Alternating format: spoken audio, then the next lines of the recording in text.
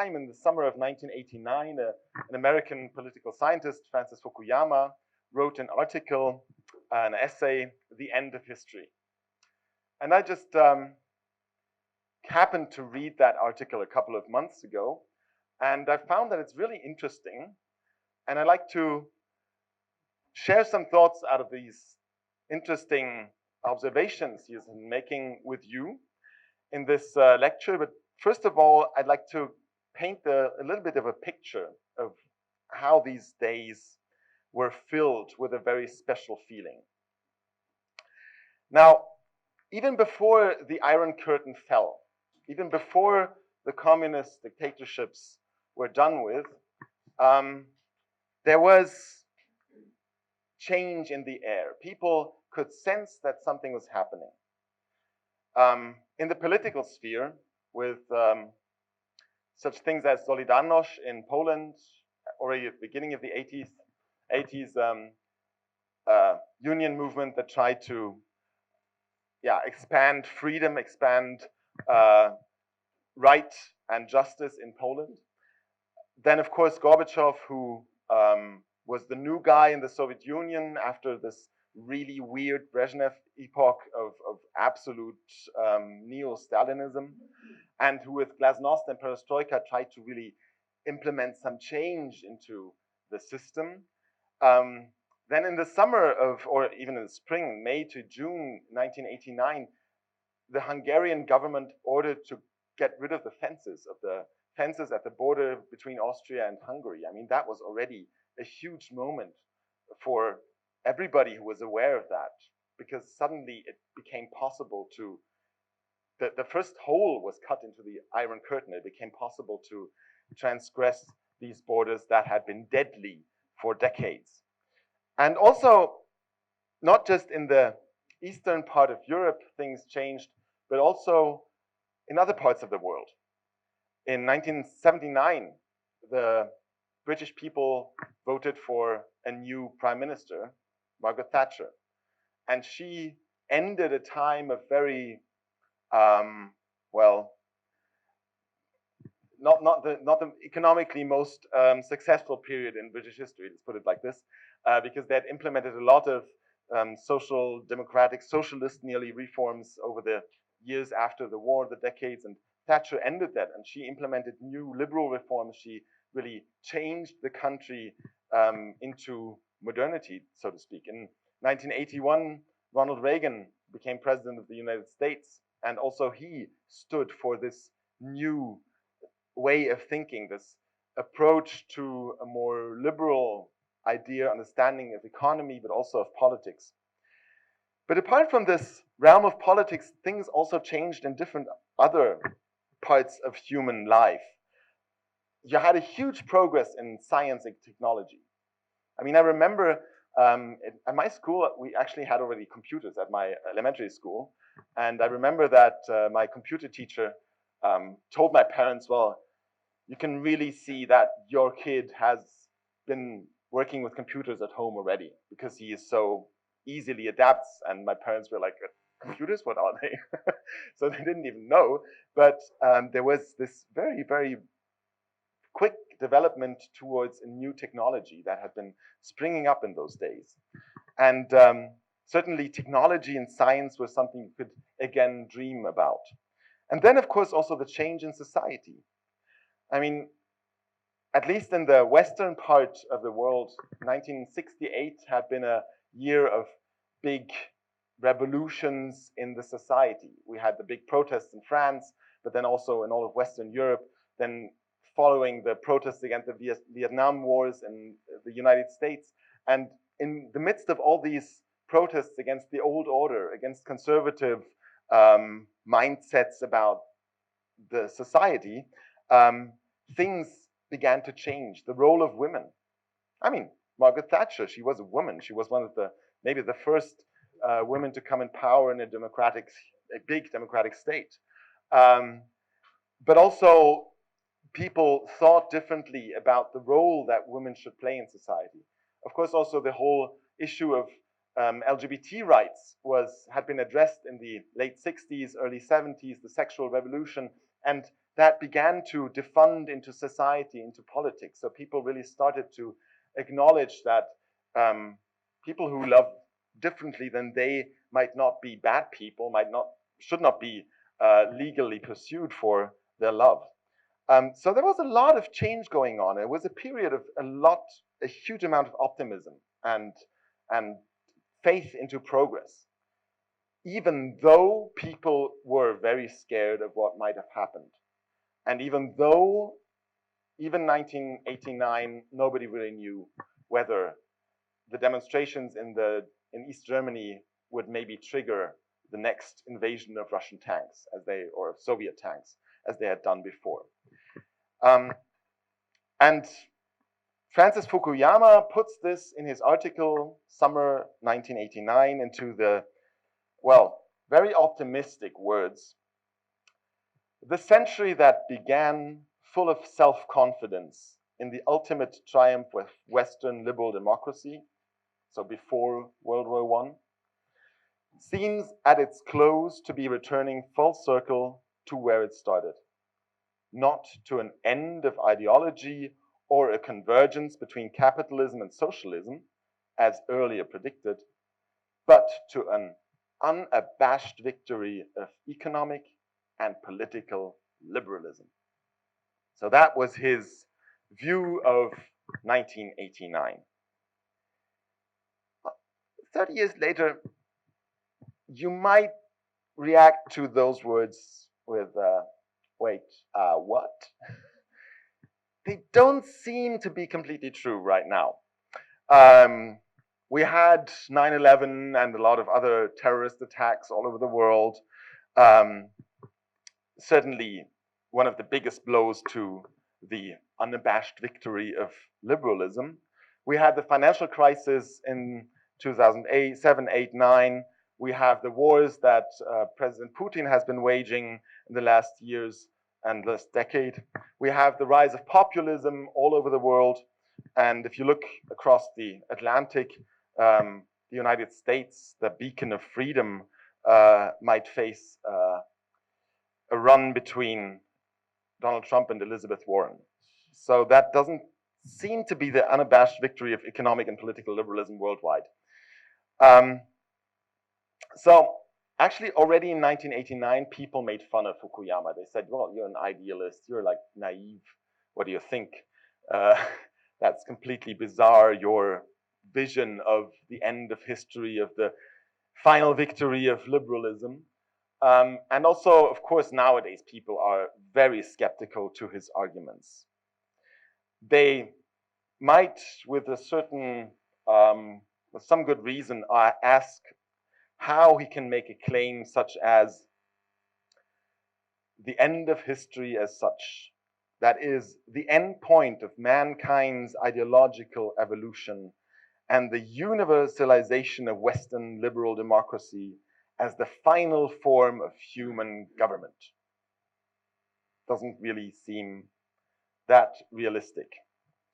But let's now take a couple of steps through his arguments, because I think there's more to him and to his arguments than you might presume if you just listen to those very optimistic words. So the first point I would like to talk about is he's thinking and he's writing about the question how change comes about. Now, how do you affect change? How does change happen? And one major point he makes is change happens through culture. And if you look at the Western culture, then you can see that it has been victorious throughout the whole world. And the victory of Western culture is a sign of the victory of the values of liberalism, as the West think of it, but also it is a vehicle of those values of liberalism. So, to give you an example, in July 1988, Bruce Springsteen, some of those, you might know him as an oldie from the back in the day, Bruce Springsteen gave a concert in Berlin. And the fact that he gave a concert in Berlin, which apart from Bulgaria and Romania was probably the fierce dictatorship in the whole of the Eastern Bloc in those days, the fact that he gave a concert there shows that those Western cultural ideas were not to be stopped. That the Eastern German government allowed him to sing in Berlin was a clear sign of the victory of liberalism. But also, this concert triggered things. It triggered the understanding with, especially the young people in the German Democratic Republic, so-called Democratic Republic, that there is something beyond their sad matching of wrong socks, that there is something you can hope for. And actually, official figures said that 160,000 people came to the concert, but it's more likely that it might have been 400 or 500,000 people. So that was a point where Western culture just came into this tyranny, this dictatorship, and gave people a new impression of hope. And Fukuyama claims that culture has a key role in changing things. I mean, if you just think about the influence of pop culture in all of the world. I mean, even Russian oligarchs probably present their kids with SpongeBob movies. Every kid in a favela in Rio de Janeiro knows Batman movies or Captain America movies or, I don't know, Friends maybe, who knows? Huh? It's like Western pop culture has been so powerful. So, and these cultures, these movies, songs, novels, whatever, they transport something. They transport values, they transport ways of looking at the world and at our lives. And that's so powerful because not many people read political essays in newspapers. And even less people read Fukuyama's essay in some weird journal. But nearly everybody watches movies, listens to songs, goes to theater plays, whatever, reads books. And all the values that are transported through culture, they can actually really affect a huge change. Now, Fukuyama, this is something a little bit specific, but I'd still like to mention it also looking at the lecture of tomorrow morning. Fukuyama is philosophically close to a philosopher whom I don't really like a lot. Actually, I think he's one of the biggest problems of philosophy, but nevertheless, the guy is called Hegel. Unfortunately, he's a fellow countryman of me, sort of, not really. He's from Prussia, I'm not from Prussia. And this guy Hegel, who was a very influential philosopher in the 19th century, especially also on people like Marx and other thinkers also on the authoritarian right. This guy Hegel, he had this idea that history is a progress, that history is a set of events that follow on to each other and that progress towards something, whatever that might be. And Fukuyama actually follows Hegel on that. And he relates to Hegel, but I think he should relate to somebody else who has had a similar thought, but not that, well, weird as good old Hegel. And this guy is called Adam Ferguson. Nearly nobody knows him, unfortunately.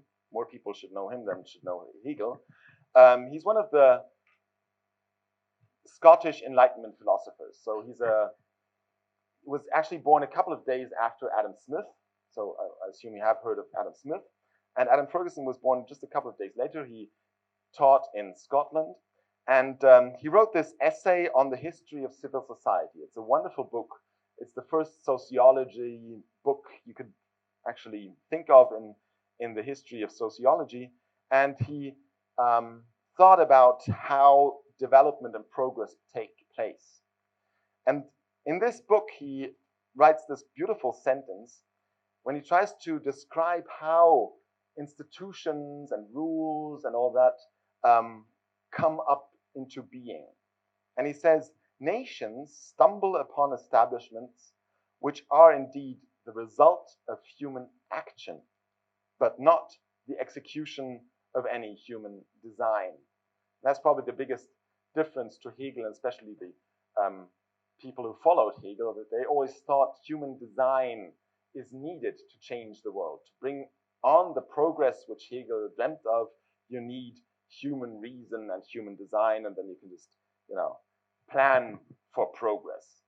And Ferguson, in fact, says quite the opposite. He says, you cannot plan for progress. It's not something you can design. It's just people acting, people doing stuff. And through the connection of people, a lot of people doing stuff, people trading, people exchanging ideas, that's how actually change comes into being. And I think that's a more accurate description, actually, of also the influence of culture on political events, on history. That culture actually is not something you can plan. It's just about people writing books, thinking up stories, having ideas, and just spreading them all through the world. Now, Fukuyama relates to a big debate that plays a major role in social sciences over the past 200 years. And that big debate is, what rules the world? Is it the material, or is it ideas? And some of the main proponents of the idea that the material rules the world, or that money makes the world go round, were Marx and Engels. And Engels actually put that beautifully into writing when he said, the final causes of all social change and political revolution are to be sought not in our brains, not in our better insights into eternal truth and justice, but in changes in the modes of production and exchange. So those guys, they were fiercely convinced that only the material can change the world, and that's why you need those stages of revolution to gather more of that material wealth, to spread it among the people, and that's what actually causes change. The liberal tradition is quite different. The liberal tradition generally doesn't believe so much into the material, but more into the power of ideas. Radu mentioned before that I'm writing my PhD on Lord Acton. Probably nobody of you has ever heard of him. That's not a big surprise. He never wrote a book, so he never really got into being well-known figurehead of liberalism. But he wrote a lot of other stuff, a lot of articles, very interesting articles, letters, and whatever. And in one of his lectures, which he gave in Cambridge at the university in the late 19th century, he offered the opposite explanation to Engels. And there he says, taking long periods, we perceive the advance of moral over material influence, the triumph of general ideas, the gradual amendment. The line of march will prove on the whole to have been from force and cruelty to consent and association, to humanity, rational persuasion, and the persistent appeal to common, simple, and evident maxims. And a couple of decades later, one of the presumably biggest heroes of liberalism we could think of, Friedrich August von Hayek, Austrian social philosopher and economist, wrote in a book where he thinks about how change is affected. The state of opinion which governs a decision on political issues is always the result of a slow evolution, extending over long periods and proceeding at many different levels. New ideas start among a few and gradually spread until they become the possession of a majority who know little of their origin. The belief that in the long run it is ideas, and therefore the men who give currency to new ideas that govern evolution, has long formed a fundamental part of the liberal creed. So that works very well with Fukuyama's understanding that it's actually culture, it's ideas that have changed the world up to 1989 and to the events of 1989, which he calls the end of history. So the next question would be, what does Fukuyama actually mean when he says the end of history is reached? Idea in his essay that history comes to an end. And it's probably best to let him speak by himself. The state that emerges at the end of history is liberal insofar as it recognizes and protects through a system of law man's universal right to freedom, and democratic insofar as it exists only with the consent of the governed. This so-called, sort of a quote, universal homogeneous state found real life embodiment in the countries of post-war Western Europe. And now comes this, actually I love this, the way he puts it now. Precisely those flabby, prosperous, self-satisfied, inward-looking, weak-willed states whose grandest project was nothing more heroic than the creation of the common market. Isn't that beautiful? And he continues a little bit later, in the universal homogeneous state, all prior contradictions are resolved, and all human needs are satisfied.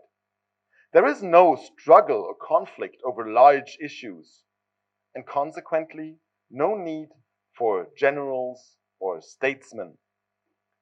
What remains is primarily economic activity. Isn't that a dream? I mean, he does put it a little bit ironic, and you never really know with him which part he favors more, history or the end of history. But to me, this just sounds beautiful. No more generals, no more statesmen, just economic activity, people pursuing whatever they like, whatever they wish for. It's a paradise, and that was actually the way people felt back in 1989 up to probably 9/11 for a decade. They felt like now things are changing in a way that it's just about us feeling good, no more conflicts, no more big issues, but just enjoying life. I mean, that's what triggered people all over Eastern and Middle Europe to get out of the misery of communism. That's what brought up the change with Bill Clinton in the US and Tony Blair in the United Kingdom, where actually sort of social democratic politicians actually implemented important economic reforms. It was just the idea, now we're done with that shit. We're done with the 20th century, with the killing, with the hatred, with the fear. It's just about feeling good. But in fact, that doesn't sound like a dream for everybody.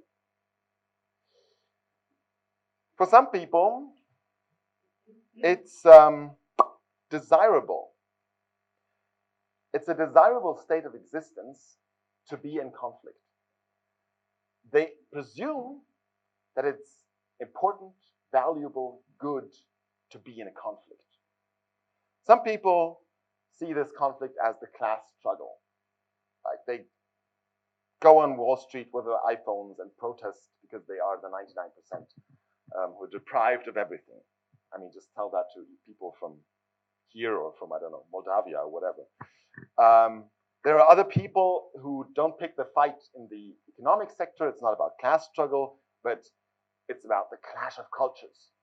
So they feel threatened by some culture, whatever, be it the Muslim culture, be it the gay European culture, be it, I don't know, I mean, you can think of thousands of weird ideas where people seem to feel threatened by a different culture, a different way of looking at the world.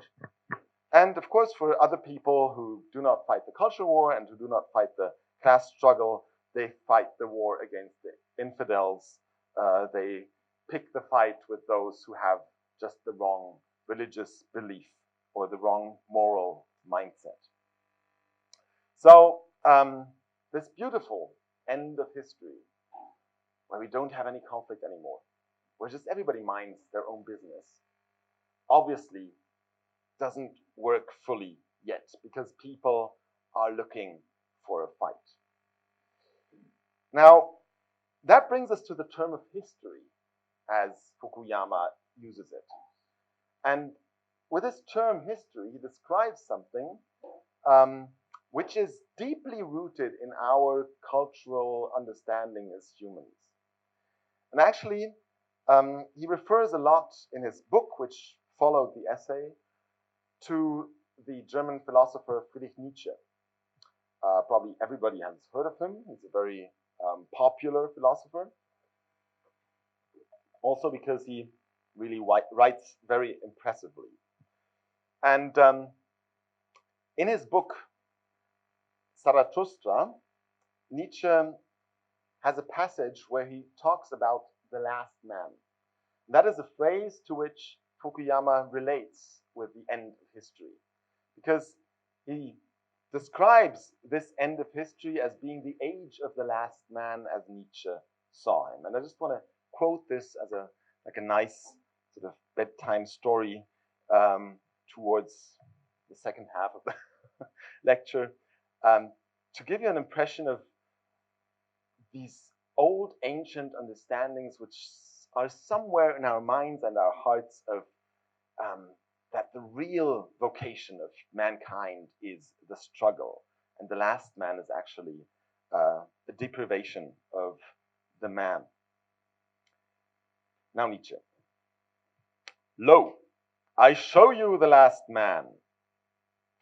What is love? What is creation? What is longing? What is a star? So asks the last man and blinks. The earth has become small, and on it hops the last man, who makes everything small. His species is ineradicable as the flea. The last man liveth longest. We have discovered happiness, say the last men, and they blink. They have left the regions where it is hard to live, for they need warmth. One still loves one's neighbor and rubs against him, for one needs warmth.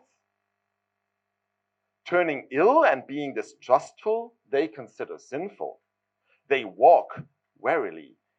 He is a fool who still stumbles over stones or men. A little poison now and then, that makes for a pleasant dream, and much poison at the end for a pleasant death. One still works, for work is a pastime, but one is careful lest the pastime should hurt one. One no longer becomes poor or rich. Both are too burdensome. Who still wants to rule? Who still wants to obey? Both are too burdensome. No shepherd and one herd. Everyone wants the same. Everyone is the same. He who feels differently goes voluntarily into the madhouse.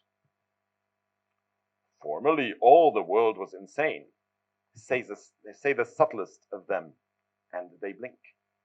They are clever and know all that has happened. So there is no end to their derision. People still quarrel, but are soon reconciled, otherwise it upsets their stomachs. They have their little pleasures for the day and their little pleasures for the night. but they have a regard for health. We have discovered happiness, say the last men, and they blink.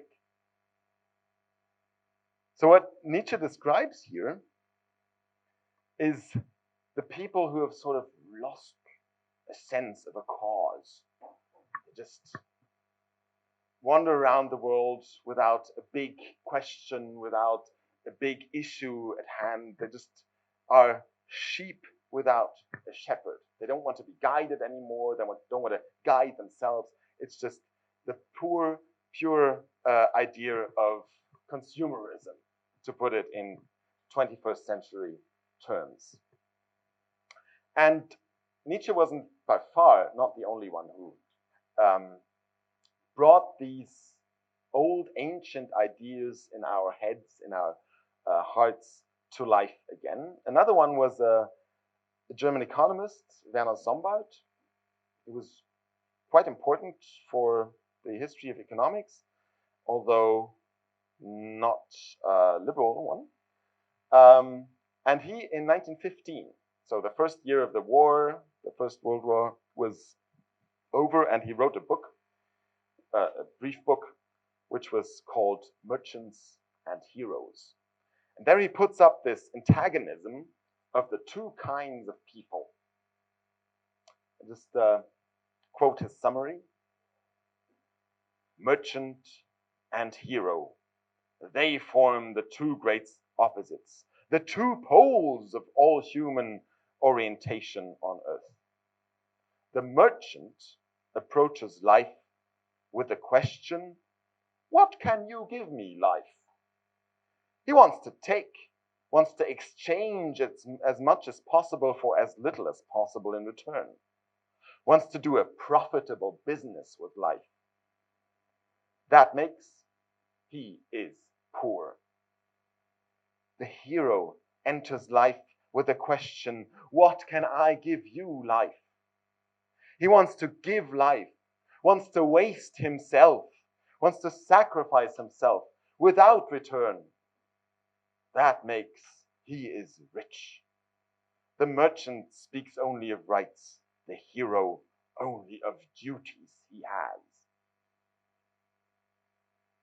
And that's history. The hero, that's history. That's the tales we tell each other at the fireside about our heroic mothers and fathers who fought the battles, who just sacrificed themselves.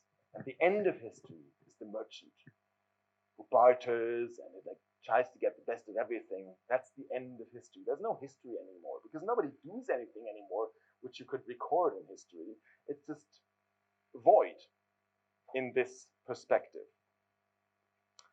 Now, the interesting question, I think, is how precise is the description of the both alternatives that Fukuyama is offering here, or could we maybe correct him a little bit? Also with his own arguments. In his perspective, or in the perspective he describes, it's not necessarily his own perspective, but the perspective he describes, you have on the one side the people that fight for a cause. On the other side, the ones that just want to make profit, that just want to enjoy life. Now, certainly we cannot deny we have those people that want to fight for a cause. We have political fanatics, religious fanatics, we have people who just, pick this one fight because it's their thing and they want to end, I don't know, the influence of Western culture, the influence of the Islam, the influence of the upper class, whatever. And it's also quite clear that we have the second kind, the kind of people who just want to enjoy life and don't bother with anything. Actually, those pure materialists are described quite nicely by Fukuyama, and I had to laugh when I read those lines. The materialist bias of modern thought is characteristic not only of people on the left, who may be sympathetic to Marxism, but of many passionate anti-Marxists as well. Indeed, There is on the right what one might label the Wall Street school of deterministic materialism that discounts the importance of ideology and culture and sees man as essentially a rational, profit-maximizing individual. So you also have those people who say, well, it's not about ideas, it's not about culture, it's just about maximizing profits. But is this the only alternative we are faced with? Is it either you are really burning for a cause or you just don't give a fuck? Is that the only alternative? I don't think so.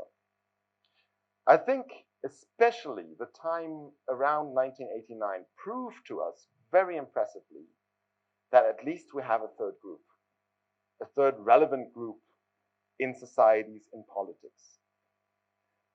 And this is the group of the people who favor such institutions like the market, the rule of law, democracy, the open society, not only because you can maximize your profit if you have those sets of institutions, but because this means that they can live their life self-determined. Because they don't want others to decide on them, to decide what they are to do, what they have to value, what should be important to them and what not. And it even goes further than that. It's not only that you value those institutions for making profit, you value them because they give you personal individual freedom, but also, and here I'd like to quote another Austrian economist, Ludwig von Mises, who was the teacher of Friedrich August von Hayek, and he put it so beautifully in a book in 1927 that it's better than anything I could say. And he writes, "The ultimate ideal envisioned by liberalism is the perfect cooperation of all mankind, taking place peacefully and without friction." Sounds like the end of history, right? Liberal thinking always has the whole of humanity in view and not just parts. It does not stop at limited groups. It does not end at the border of the village, of the province, of the nation, or of the continent. Its thinking is cosmopolitan and economical. It takes in all men and the whole world. Liberalism is, in this sense, humanism, and the liberal, a citizen of the world, a cosmopolite. So that is one of the major reasons, I guess, why people actually went on the streets in 1987, 1988, 1989, 1990. That's why people actually were ready to sacrifice something. Not because it's a good idea and it gives your life sense if you sacrifice something. No. Your life is better if you don't have to sacrifice something. But there are some certain values which are important not just for ourselves, but for the whole of humanity, which bring us to sacrifice something and to actually endanger our well-being, our lives. And that is also the reason why the liberal ideas have been prevalent all the time. It's not just because of Marvel and cool songs of Bruce Springsteen. It's also because over the time, always people said, I value those ideas so much that I'm ready to risk something, even if this is not a general concept I endorse. I am not looking for struggle. I'm not picking the fights. I want peace. I want cooperation. But if need be, somebody has to stand up. And actually, someone like Mises has shown that in his own life, in his own biography. He didn't maximize his profit by any means. He was not really very wealthy and he had to struggle for all of his life. But he fought for those ideas. And that's actually something what Fukuyama himself describes. He says, in fact, men have proven themselves able to endure the most extreme material hardship in the name of ideas that exist in the realm of the spirit alone. Be they the divinity of cows, or unity in will of the Holy Trinity. So many people struggle for the ideas of the world where history ends. People don't struggle to keep history going, but they struggle to achieve the end of history. That's actually their aim. That's why they fight for. They want a world where heroes are no longer necessary, and that's why sometimes they have to be heroes. They want a world where conflicts and violence cease, and that's why sometimes they have to take the fight that other people bring to them. They want a world where, to quote Fukuyama, the grandest project was nothing more heroic than the creation of the common market. They want a flabby, prosperous, self-satisfied, inward-looking, weak-willed states. These are goals that people get really excited about. And that's why things changed. And there is an alternative to getting really excited about hitting your neighbor on the head, and the other alternative of just don't giving anything. It's enthusiasm for those values of a better world where everybody can do what they like. And I'm quite sure that communism in Europe suffered big time from economic failure. But I don't think it died from the economic failure, because we have examples of many states that still nowadays are sort of communist or are governed in a way as the states in the Soviet sphere were governed, but still are, well, alive is the wrong term, but still existing. Communism suffered from economic failure, but it died because it couldn't hold up in the battle of ideas. Because some people put those ideas in the mind of others, and some people were ready to fight for those ideas, and they were stronger in the competition. So, coming nearly to an end, I once again want to quote Mises, who in 1958 put this so beautifully, the importance of ideas. He wrote, "Everything that happens in the social world," I mean, this is 1958, right? That's 30 years before the fall of the Iron Curtain. "Everything that happens in the social world in our time is the result of ideas, good things and bad things. What is needed is to fight bad ideas.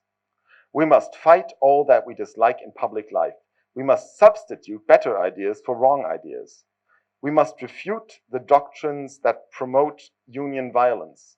We must oppose the confiscation of property, the control of prices, inflation, and all those evils from which we suffer.